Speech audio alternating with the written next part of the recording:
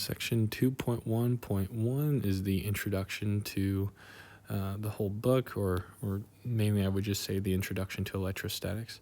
It serves two main functions. It introduces the general electrostatics problem and also stresses the importance and introduces the principle of superposition. So if we come down here, this is essentially what we have as the general electrostatics problem, right?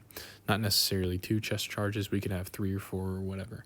But if we only look at these two charges right here, we'll go ahead and label these. These are called the source charges. They are the source of all the interactions. We can think of them as like the environment. And then this one right here, this is the test charge, right? So this is where if we just plop this down in the middle of the space in this environment, these source charges here, and these were all glued down to this two-dimensional space that we got here, and this one was also glued down to here. Since these are all the same sign, right? These are all positive. As long as they don't necessarily have to have a plus out in front, but as long as there's not a negative sign, we can assume that they are all the same signs. What the general electrostatics problem is, what is the net force on this charge here from all of the source charges here? And this is where we get into the principle of superposition. If we don't even think that this charge exists, right, and then the net force from this charge on the test charge, we know from our intuition that it's going to be in this direction here with just some magnitude.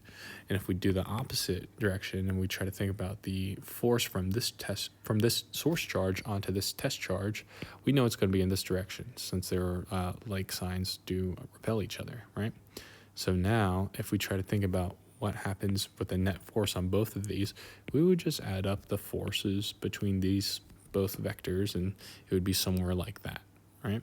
So that is the principle of superposition, and that's something that we're going to take granted over and over again throughout the course of this textbook.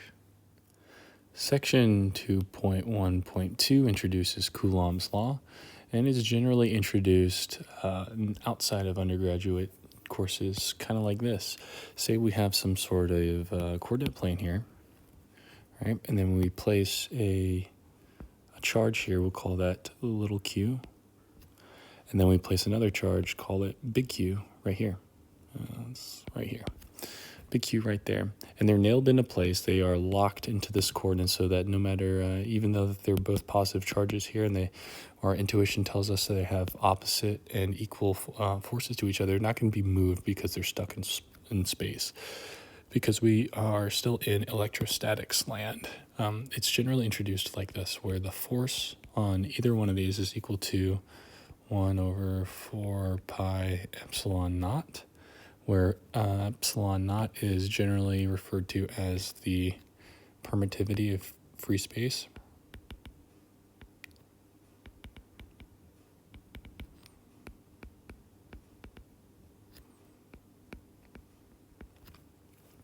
Okay, so we got the permittivity of free space, and then it also has the absolute value of the two charges, the product of the two charges, divided by the distance between them squared. And then if we're going to go ahead and look at the distance between them, we'll just go ahead and call the distance between these two charges in this space r, cursive r, to stick with the notation that's in the textbook. So we have curly r squared, right? That's generally how it is, and you might see this sometimes in some introductory textbooks, labeled as K as the Coulomb's constant. But the most important thing to note here, no matter what, is that the force is between the two charges is always proportional to the product of the two charges and inversely proportional to the square of the distance between the two charges here. So that's really one good intuition. This is all good constants. It's going to matter whenever we do problems for, canceling out and all that stuff. But that's the big important part. So this is all just the undergraduate or I would call this like the high school level Coulomb's law. Whereas if we move on to the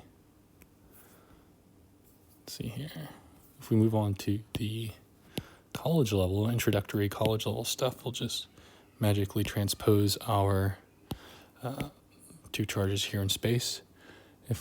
And now we have to start talking about adding vectors, and this is the way that Griffiths talks about in his textbook too. So if we're talking about this coordinate space right here, anytime you talk about things in coordinate space, you always need to talk things relative to the origin, right? So if we're going to talk about this Q charge right here, we're going to have let's go ahead and draw a straight line.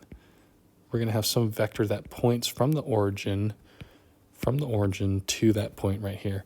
And we're also going to have one that points from the origin, pointing to this charge over here. So let's go ahead and draw that. So we have these two vectors. We'll call these vectors, the one that points to the little charge, we'll call it R prime, and the one that points to our test charge, big Q, is just R, right? So if we're talking about the distance, the direction, and magnitude between these two charges here, and we want to relate those two vectors that we already have, information that we already have, we just need to subtract those two. And that's just a general understanding of vectors that was introduced, well, hopefully not introduced, but reviewed in chapter 1. And we call this separation vectors. They call it in the textbook the curly R vector, right? So mathematically, if we want to represent the curly R vector in terms of other things that we know, it would be the regular vector, the vector pointing to Q minus the vector pointing to little q, our source charge here. All right, and last thing before we actually get into the Coulomb's law is that the vector, of course, is represented by the magnitude of it and the direction vector, so the unit direction vector. So this would be the magnitude, and the direction vector would just be some unit vector pointing in this direction here, from Q to big Q, from our source charge to our test charge. Now, when we finally go into the undergraduate level Coulomb's law, undergraduate Coulomb's law, we will have something a little different, but it's going to make more sense. It's going to have more information. So we're going to talk about vectors, right? So the force vector that we intuitively know, if we're talking about the force on the test charge here, we intuitively know that it's going to be pointing in this direction from here into this direction here. And we know that it's going to have some sort of magnitude that is inversely proportional to the square of the distance. So if we move this test charge a little bit closer here, we expect the force vector to be growing in an equal amount, inversely proportional to the square of the magnitude here. But so we'll just go ahead and continue. So it's not that much different, as you can tell. Really, the only difference between so far this portion and this portion right here is the fact that we just have this vector sign here. So we just need to capture that, and we have a Q. We don't have an absolute value sign here, and I'll explain it in a moment. We have a curly R, but most importantly, we have the curly vector here that points into this direction, the direction from the source charge to the test charge here. So that captures, number one, like I just said, the direction of the force, but it also captures the direction of the force here. So as you can tell, these are both positive charges here. If let's say that the source charge was negative, right? So let's go ahead and write a negative sign here. So let's say this was a negative Q down here, right? So that we would have a negative here. So that would be the the force charge, it would just be flipped here. So instead of going this direction, it would be this direction here. And as this source charge got closer, or as the test charge got closer, the pulling force would actually grow stronger. So the closer they get together, the stronger the force of attraction is. Section 2.1.3 introduces the electric field, and we do a better job at introducing the electric field rather than that title slide right there by first starting with our hypothetical two-dimensional plane that we like to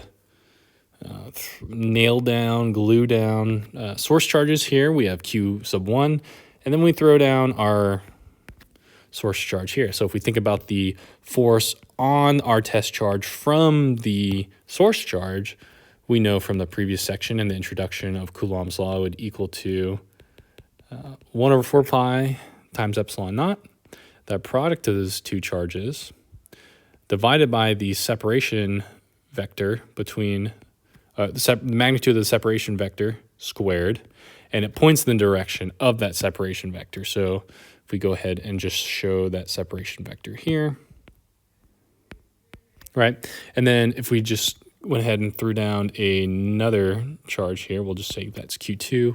We know it's going to be something very similar if we only look at the force from our source charge onto the test charge here. So we know it's going to be 1 over 4 pi epsilon naught, which I'll just drag down here, divided by the separation vector, magnitude of the separation vector squared. And it points in the direction of that separation vector. So we have a separation vector that sloppily looks like that. Curly R sub 2, right? If we wanted the net force on this thing, like if we included all the environmental source charges here, we know thanks to the principle of superposition, all we got to do is just add them up. And that kind of aligns with our intuition, right? But it doesn't have to. Griffiths does an amazing job of detailing that in the book, and I just can't do it justice here. I'd highly recommend just going back and reading that footnote in the text. But so the net force, we know from our intuition that the net force kind of looks like this, but we can do a better job of like graphically doing this. So if we look at the net force, if we try to draw this force F sub 2, it's probably going to look something like this. The magnitude, that is not it. Let's go ahead and make that a little bit better. Okay, we'll just say it looks something like that, right? So we'll just call that F sub 2.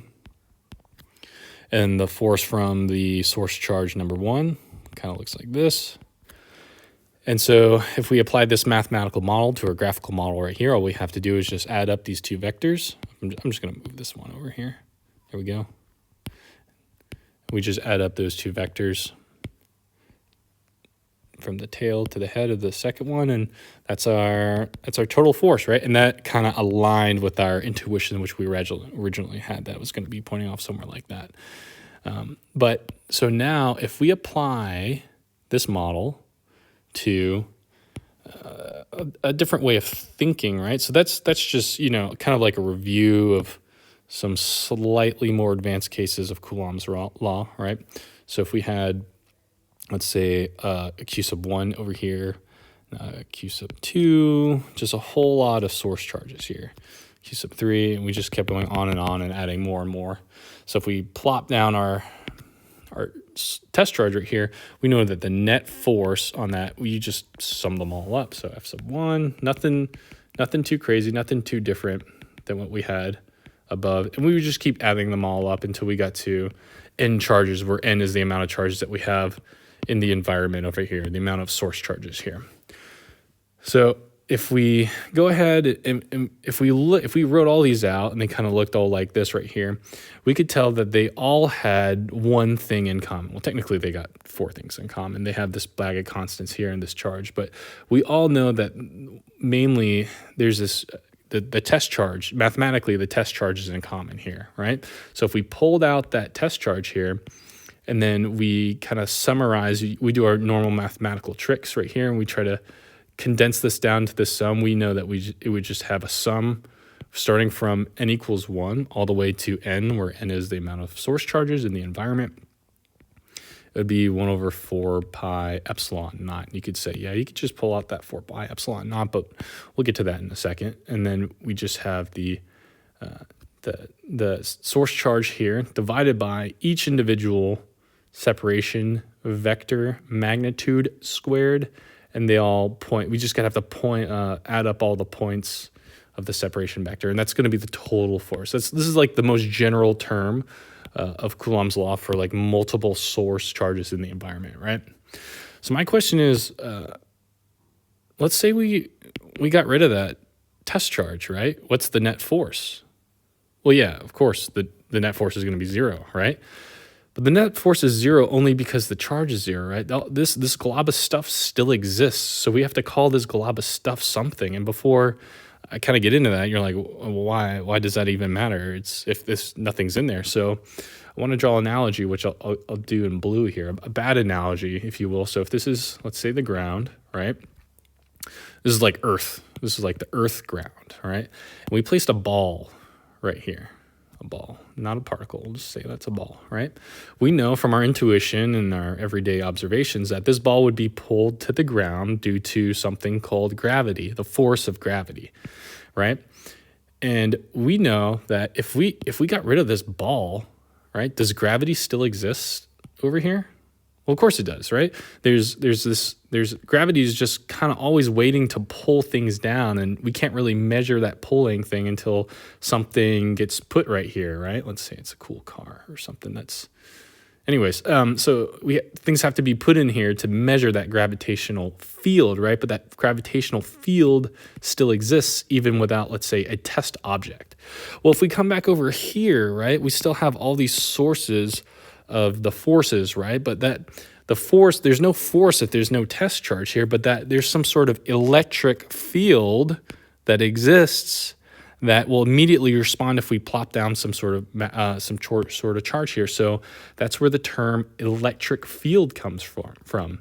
And it's a vector quantity, right? So it gets its own little vector hat here. It's a hat-wearing symbol as we move through electrodynamics and electrostatics, and that's just mainly because it's actually a function of the position vectors, right? So it gets a hat because it's actually a function of all these vectors. So this glob of stuff right here is called the electric field. I want to dance around the word potential, right? But it's a hypothetical capacity to produce a force that only shows itself whenever you have a test charge here. So just always remember that it's not necessarily a mathematical intermediate step. It is a hypothetical.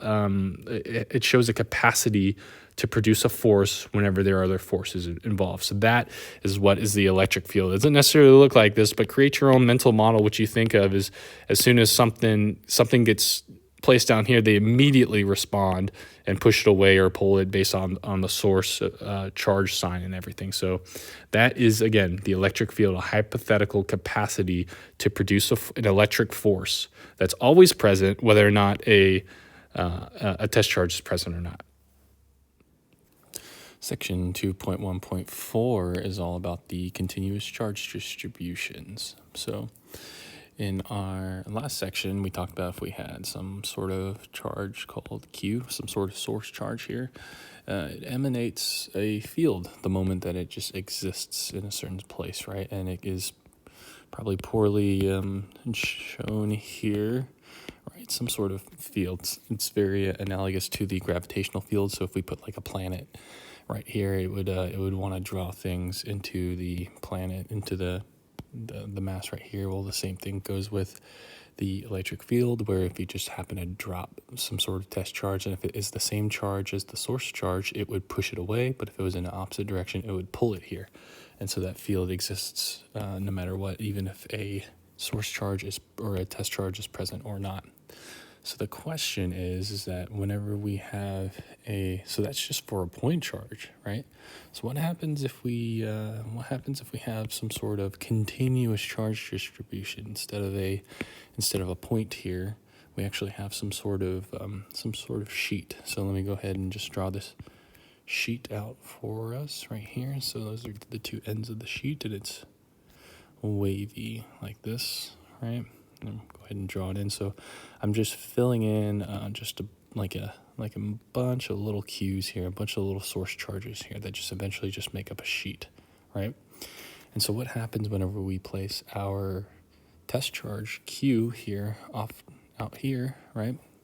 So what is the electric field at that point, right? What's the electric field? What's the hypothetical capacity for a force that this charge might feel here at this point? So I guess I should really just say this is a point and not a charge, because if I actually put a charge, it would just be an electric force here. So in the previous section, we said that the electric field, which is a vector function of vector, and again, that vector here is it's a function of just the position of the point, which is just regular r, because curly r, the separation vector, is a function of those two. So you know what, I'll go ahead and draw that separation vector right now between some sort of continuous charge distribution, which we'll just do purple. How about that? So if we had some sort of like patch here on the sheet, right?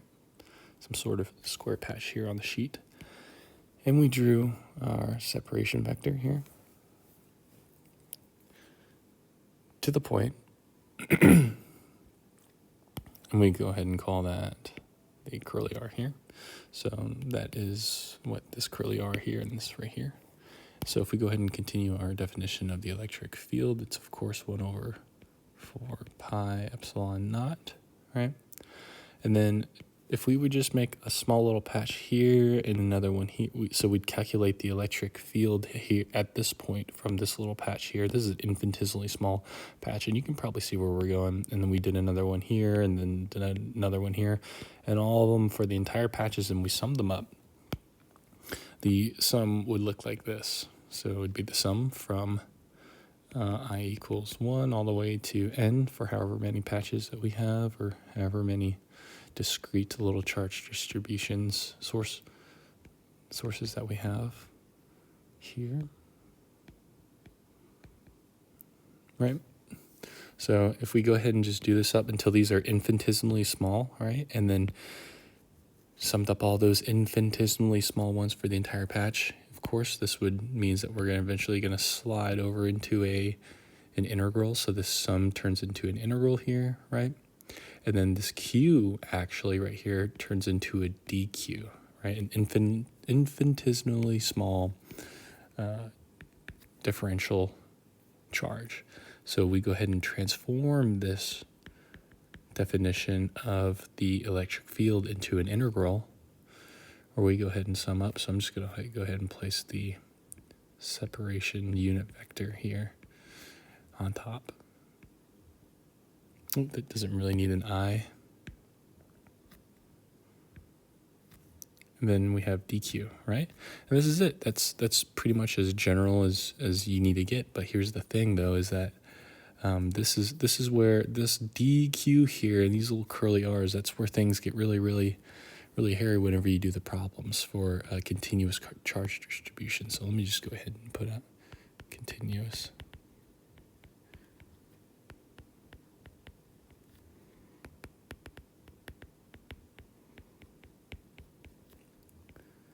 So that's for a continuous charge distribution. And then, so this Q we need to define for the sheet. So let's say if we had some more information that this sheet, that if we had, for this sheet, that the entire charge for the entire sheet, so the total charge for the entire sheet here, if we just go ahead and call that Q, right? So let's say we had the charge of this source charge here, and we just smeared it out all over this sheet here, then we would say that the charge density, or the surface charge density on this sheet here, would be that charge divided by the area of the sheet. Let's just say this entire area is right here, right? And then throughout the textbook, they just go ahead and denote that as sigma, right? And so making this a little bit further, if we want to further define this, and typically we are given, for problems, we're given the area and we're given the sigma. And since we're talking about differentially small charges here, you could just go ahead and say that the dq, the differential size of the charge here, is equal to the surface charge density times some infinitesimally small area on here. So that would be this infinitesimally small little patch right here, right? And so that's super important, and that's for surface charge densities, right? So I'll go ahead and write that down for surface charge densities. Let's do that. So what happens if you, let me go ahead and just divide it right here. So what if you just had I'm just going to draw this a little thicker here. Instead of a sheet, what happens if we had a little pipe here, right? Like an infinitely, that is a thick font. thickness right there. And this is so that it's like infinitesimally small, but it has some sort of length L right here, right? And so what if we took this charge and instead we just smeared it off over this little pipe here that's infinitesimally thin, right? So it effectively has no thickness. Then the charge divided over the length is equal to what they call in the textbook called lambda, which is the density of the length density. I can't actually think of the correct term, but that's the length density of the pipe here. So if we wanted to try to substitute into our dq here, we know that our dq would eventually be dq is equal to, this is just basically algebra right here, wherever we just turn this into a differential, and we turn this into a differential here. So the dq, the differentially small charge on this little pipe here, is equal to the lambda here times the dl, some sort of infinitesimally small length here. And then lastly, since we're going with 1 dimension, or actually started with 2 dimension, now 1 dimension, so I'm going to go ahead and write this down at least. So I'm just going to call this length charge density. I'm probably not doing it justice in the book. And so imagine if we had some sort of sphere here, right? Call that a sphere. And so the sphere has some sort of volume, right? And then we took our charge and we smeared it off over the surface, or at least the throughout the volume, not just the surface, but the volume of that sphere here. Then we know that the charge, we took that charge and we smeared it over the volume here. We would call that, in what they call, it's called tau, which is the volumetric charge density here. So volumetric charge density, right? So they smeared it off over there. We know that our dq is going to be, dq is equal to the tau, volumetric charge density, times some sort of differentially small volume right here. So I'm going to go ahead and highlight these important things. So whenever we do problems using this, I'll go ahead and highlight this here too, because that's really important for this section, is that, so essentially you'll basically start off with this, right? Some sort of definition of the electric field for a continuous charge distribution. And then you're going to try to nail down exactly which bin you necessarily fall into. Is it a length? Is it a surface? Is it a volume? And then we try to define what the dq is going to be and substitute these in for the dq. And then and that's relatively easy, but the hairy part, which we'll get into some of the problems on the ground state Curiosity Solutions YouTube channel, is how we're going to actually dial in how we're going to do the separation vector right here too, because that's based off of both the position from each sort of infinitesimally small patch that we have on here, and then also the point at which we're evaluating the electric field, because of course that's going to end up being the separation vector here, and that's where things get hairy. But that is the introduction to the continuous charge distribution.